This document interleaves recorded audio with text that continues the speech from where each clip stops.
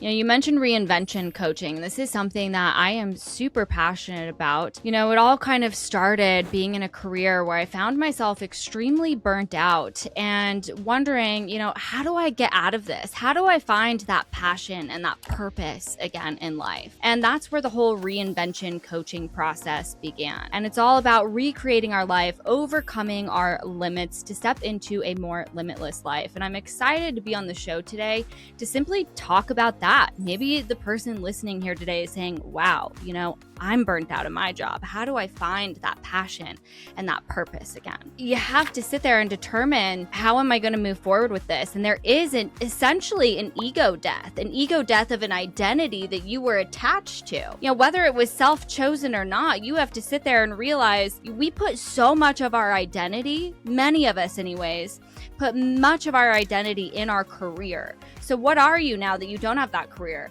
What are you now that you don't have that steady paycheck coming in? And it takes a hit to your self-worth.